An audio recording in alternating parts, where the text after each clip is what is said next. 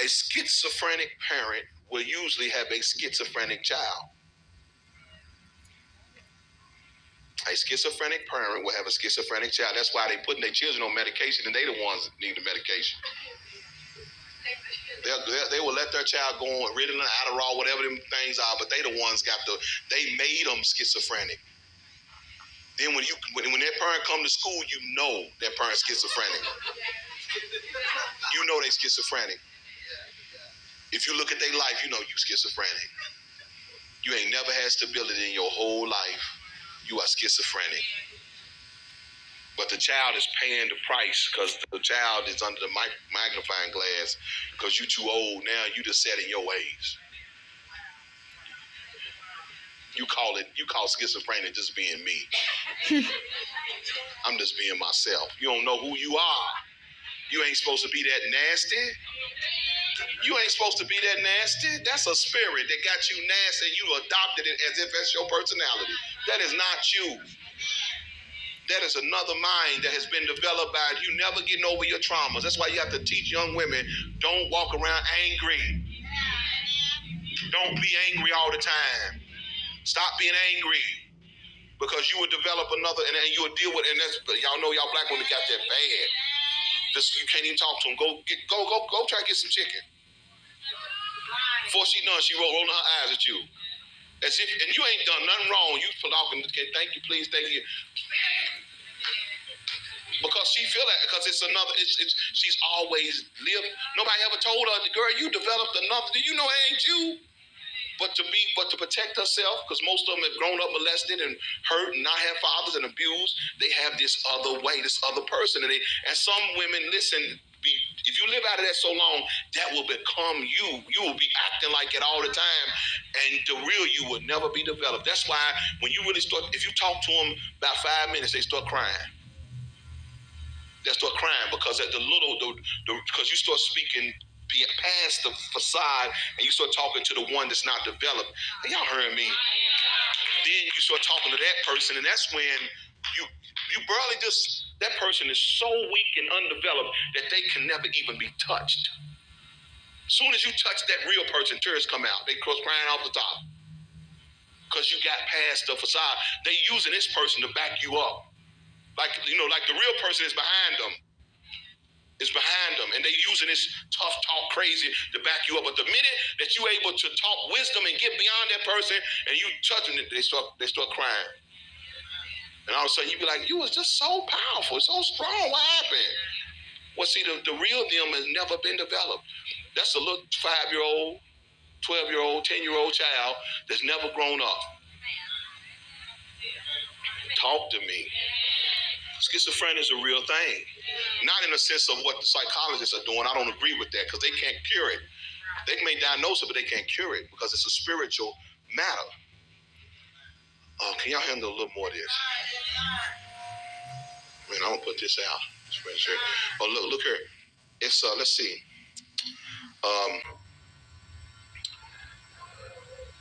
Okay, a schizo parent will usually have a schizo child or children. It's not inherited like blue eyes, but it is demonic. It's a generational curse. It goes down to the child. That's why you see an angry mother, you see an angry daughter. You see an irresponsible father, you see an irresponsible son. It will go down. The unstable father makes an unstable son. Papa was a rolling stone. Papa was schizophrenic. He never could stay nowhere too long. As soon as he got settled, the other mind said, you trapped. You trapped. Then you go get another woman. That's where that song come from. He rolling around. He can't be tied down. Because child support, he wasn't getting called back there for child support. He could make them and go. Talk to me. Demons like to cluster spiritually, like father, like son, like mother, like daughter. Why would a spirit in your family go find a new family? It's already got a stronghold and a right and a bloodline curse in this family. Why would I go to it to find another family when these children will do? So they pass down. So when you are hard on your child, remember,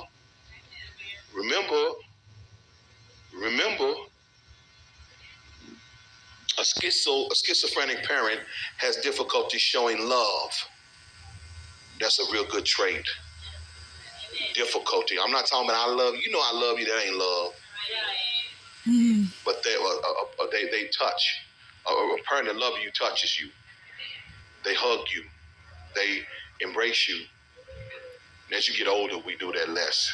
Because it's the kids don't. They too hard to be hugged. I hug my sons now. No, you didn't. They too hard to be hugged. When I'm talking about even little children, you don't see that affection. They yep at the little bitty kid that needs nurturing.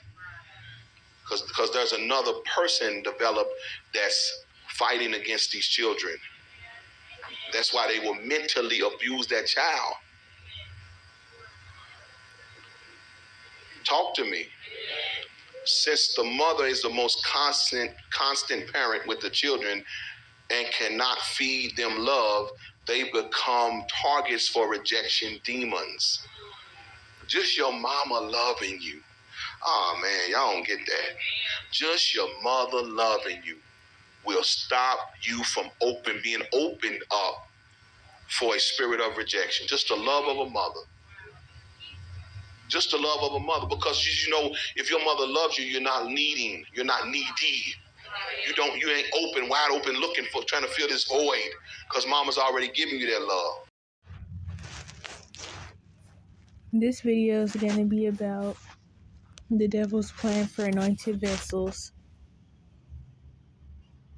Hopefully this makes some type of sense because I'm really not that good at explaining things how I want to. But anyway, number 1. Make the anointed person a scapegoat / black sheep. Which this is commonly done in dysfunctional family systems. But one thing is that when you're a scapegoat in a dysfunctional family system, you're also going to be a scapegoat out in the real world too, to people with similar spirits as your relatives. So you may be scapegoated with your own family, but then commonly people who are scapegoats are also disliked by teachers at school and stuff. And yeah, so it's basically stuff like that. Or you're a scapegoat in the workplace too.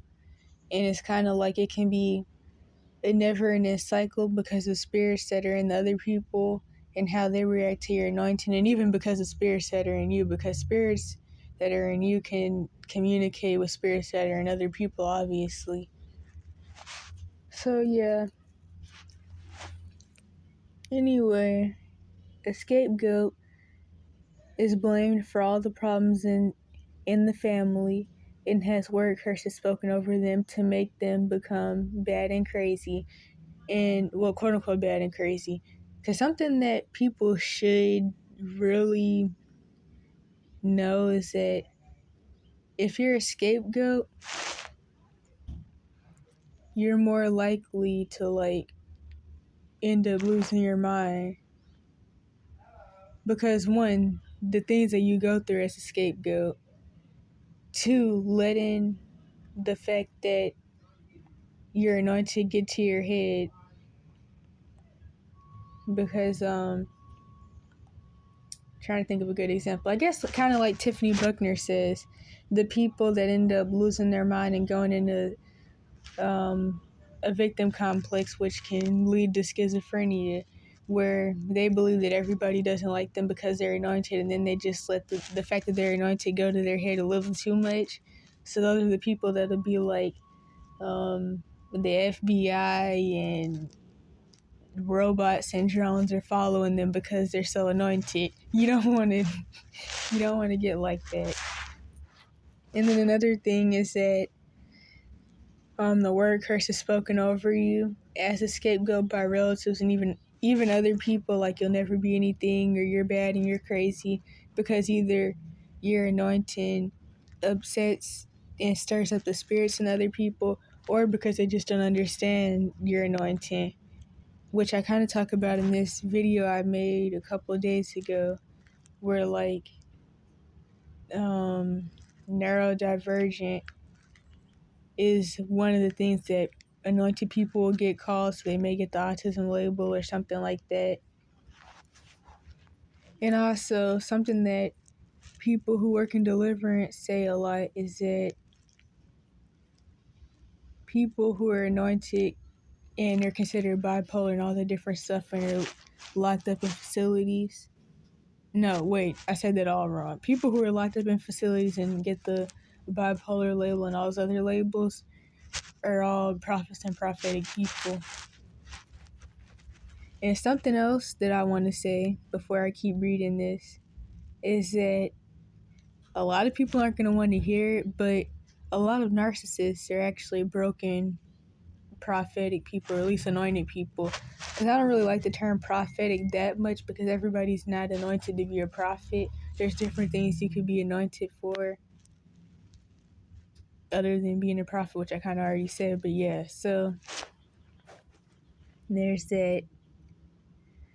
What else did I write? Okay, so this is done to keep them from ever trying to meet their full potential. Also, abuse commonly makes victims hate God and not want to turn to Him because, quote unquote, if God was real and loved me, I would have never been abused. So, like, there's some people that just can't believe in God because they feel like if God was real, then they wouldn't have been sexually assaulted, or they wouldn't have had to grow up poor, or their dad wouldn't have left them, and stuff like that. And of course, it's going to be even worse if their trauma was like religious trauma. So, like, they went through abuse in a church or some Christian school or something. Which is why I really like to put an emphasis on the fact that God and religion are two different things. But if I go into that, I'll kind of be somewhere else. But people should definitely keep that in mind, that religion and God are two totally different things. And these religious organizations are kind of like pagan European hijackings of the original faith of the Yahudim anyway. But yeah, so also a good father figure is needed because that's supposed to be a kid's first God figure and idea of God. That's kind of like a side note, which goes along with the whole if God was real, my dad wouldn't have left me thing that I said. Hopefully those are some good examples. And then I have this right here, this paragraph, sectioned off as kind of a 1.2. So, scapegoating's end goal is to drive an anointed vessel crazy, make them become a criminal, or what I like to call a schizo-narc, which if I go into that, I might be somewhere else too. But to make a short summary of why I like to use the term schizo-narc is basically because when you go into a victim complex and you become bitter and all that, you not only become paranoid and get other symptoms that revolve around what's considered schizophrenia, but it also goes hand in hand with being narcissistic. So yeah, and then I kind of wrote that too, because I wrote that's being bitter with the victim complex. Due to the anointing and even the anointed person's demons communicating with demons and other people, people will commonly single out and target the scapegoat. This works through demonic confederacies, just like quote-unquote narcissists, enablers, and flying monkeys. All of that stuff is basically a demonic confederacy, which, if you don't know what that is, a demonic confederacy is basically when two people, really spirits, but in the physical realm, two people have a demonic agenda against you, two or more actually. And that's where enablers and flying monkeys come in. And I say quote-unquote narcissist because it's really like a worldly term for like the Jezebel spirit and Leviathan and a couple of other spirits. And of course, since it can be on a spectrum, this is demons of different ranks. So like one person that you consider a narcissist or even some other label may have like a strong Leviathan spirit that's high in rank, so their manipulation is even worse than maybe I don't know, some other person. But yeah, so dang, where was I? Okay, a person with no understanding of the spiritual side for why this is happening can fall into gaslighting and start to lose their mind due to thinking, quote unquote, why me? Why does everyone hate me? What's wrong with me? Or the person will lose their mind from believing the demonic agent's lies that they're bad, slow, stupid, and crazy. Scapegoating can even lead to a person not fulfilling their destiny and becoming like their abusers or worse, just to stay in the family system so they can pretend that they have somebody and aren't lonely. So basically, if you're around toxic people long enough, you have to become like them or worse to be able to survive around them, and your mind will start splitting into schizophrenia. Number 2 is abortion. I don't even know if I can say that without this video being flagged, but the devil will send demons to whisper in the mother's ear and tell her to abort the baby with or without the father's permission. The demons will tell the mom every reason why she can't keep the baby and would never be able to take care of it, or the mom feels this way due to anger at the dad, either because something unconsensual happened or because she just feels some type of way about the dad. Because I mean, there are people that'll do stuff to babies even after they're born just to make the dad feel upset. But anyway, the parents feeling this way can also cause the baby to get a rejection spirit and maybe even have a spirit of death over their life if they are born and the parent doesn't abort them, obviously. Because, I mean, dang, wait a minute, now I'm choking. I've known people whose parents wanted to abort them or their mom wanted to abort them, and then she changed her mind, but they still had, like, a spirit of death over them, it seems, so they would get involved with gangs and stuff, which also revolves around the spirit of rejection, too, because the reason people get into gangs is because of rejection. The same reason that people get into the music industry and are willing to sell their soul and stuff is because the kids are so rejected. They just will do anything that'll make them look a certain way to other people and make people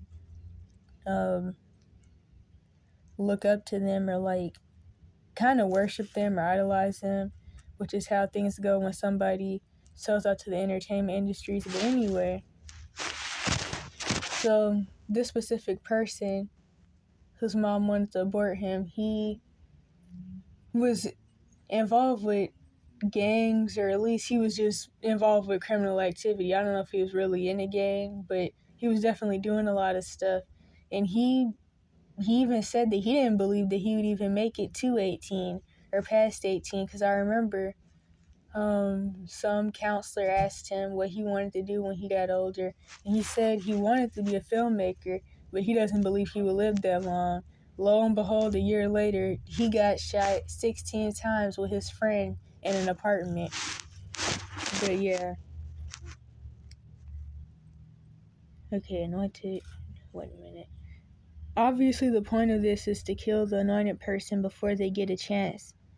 And number 3, molestation. Just like overall family dysfunction, molestation leads to a life of confusion and sexual perversion. Also, the person hating God due to the fact it happened, or due to them believing God made them with whatever adverse sexual issues they got from their trauma. They may even get other spirits from this abuse because of sexually transmitted demons, soul ties, and the fact that all forms of child abuse and sexual abuse and sex, at least sex without a marriage covenant, and if sodomy is involved, is a demonic ritual. This makes the victim a portal for demonic spirits to enter them and all that stuff, which is what they do in the entertainment industry and even in slavery, just different places where they practice what Aleister Crowley calls thelema, which is sex magic, different places where they do sexual rituals, especially revolving around sodomy, which is also called Virgo Vasal. That's all that's used in trauma-based mind control, which is kind of a side thing. But anyway, the trauma creates voids / holes in the soul, which is a window to demons, which come in and cause mental illness, which can be very severe if sodomy / Virgo Vasal trauma-based mind control is involved. And 3A is, so this can make the person spend years battling eating disorders, because those come from trauma. Really all mental illness comes from trauma, generational trauma, but that's a side thing.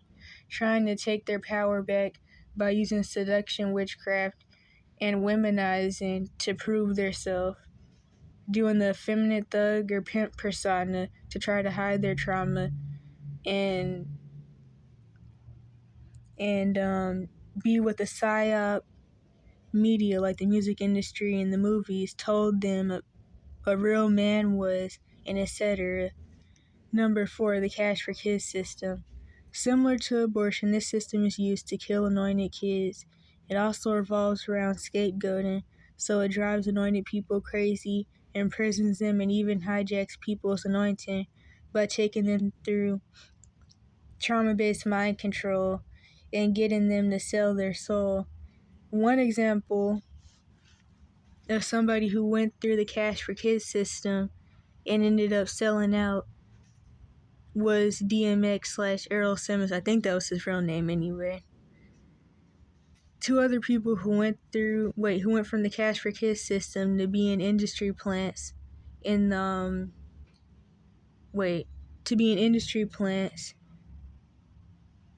music trauma spirit channelers are Danielle Bregoli and TayKay.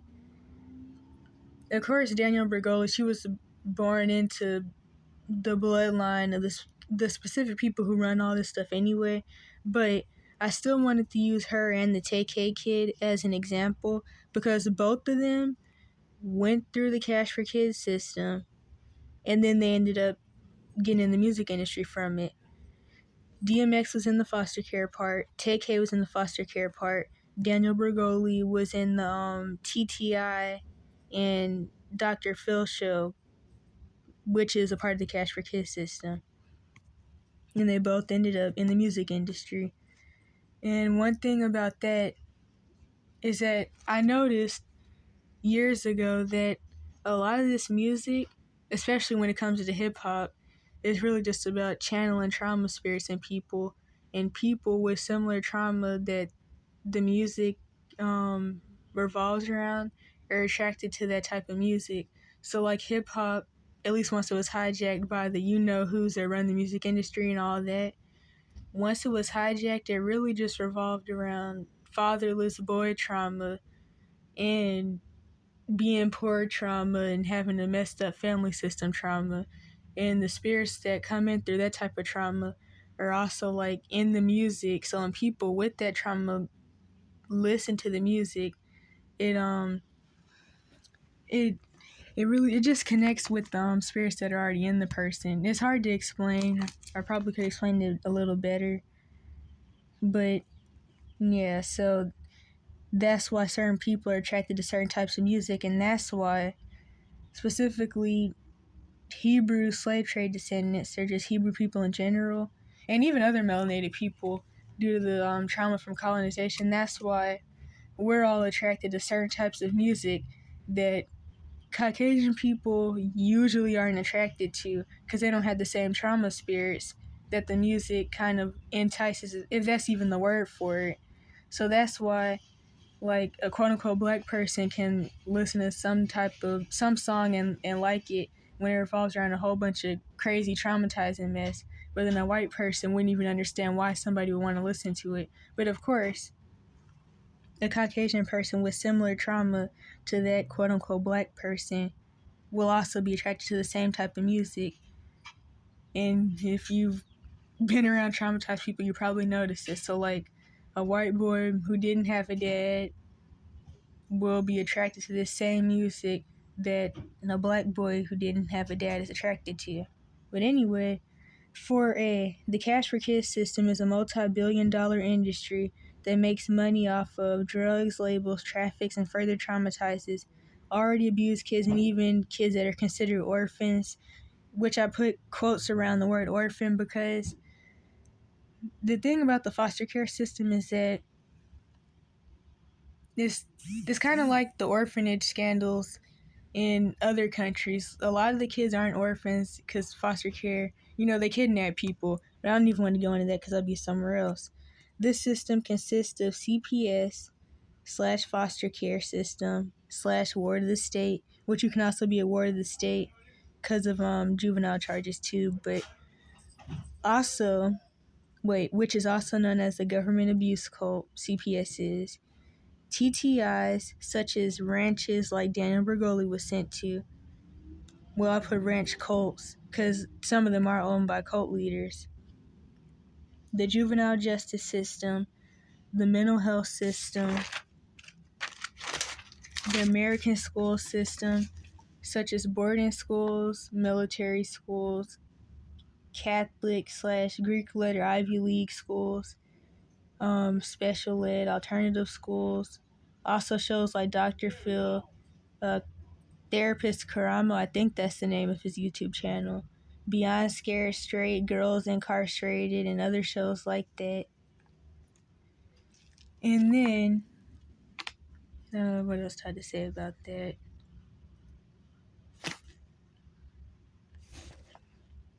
I don't really know what else to say. There was something I wanted to say, but I can't remember now. And then I kind of took note of 2 Timothy 3:6, which that's the verse. These are the type that creep into the houses of silly women laden with sin. And the reason I had wrote that, my handwriting is really bad. This isn't visible, I don't think. But the reason I wrote that is because some of these systems really revolve around single moms who are either toxic with the Jezebel spirit or just don't really know much about the systems put in place to make their kid a statistic, especially in the quote-unquote black community. Because commonly the teachers will come to the single mom who doesn't know any better and tell her son has ADHD because either he's acting out due to trauma symptoms or because of his anointing where his mind doesn't really work like other people's, or just because this boring and, who wants to sit in one spot for 9 hours anyway? And so the teacher will come to the single mom, tell her son or even her daughter has ADHD, and then get her to put her son on neuro-toxins, psychotropics that'll have him with all types of mental, physical, and neurological problems that could eventually kill him. And also, the pills put the kid on the path to drug addiction. So they'll go from ADHD pills to cocaine or something eventually. And also, these drugs suppress people too. So like there's some people that were put on specifically ADHD pills, and then once they finally get off of them when they're 18 and they can make the choice to get off of them, which none of these drugs are something you should ever be on long term, but of course the doctors, the quote-unquote doctors, aren't going to tell you that, but they get let off the pills or they can get themselves off of them, and then they end up committing a whole bunch of crimes or killing somebody because the drugs mess their mind up so bad.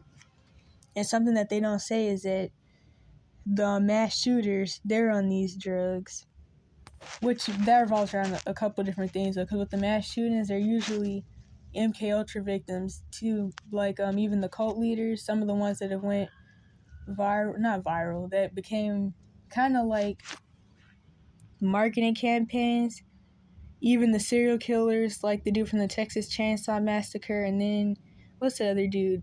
Jeffrey Dahmer. You notice that Netflix is making money off of them by making series and stuff because they're turning people's pain and suffering into a marketing scheme. Because the thing is, the CIA and other organizations, they create these people through trauma-based mind control, but that's kind of a side thing. But I just wanted to put that in there. So yeah, and that's pretty much all I have to say. But I am gonna have some videos in the description that talk about agendas or demonic agendas that happen to anointed or prophetic people, and then my video that I made a couple days ago, which is about worldly, secular, and carnal terms for anointed people.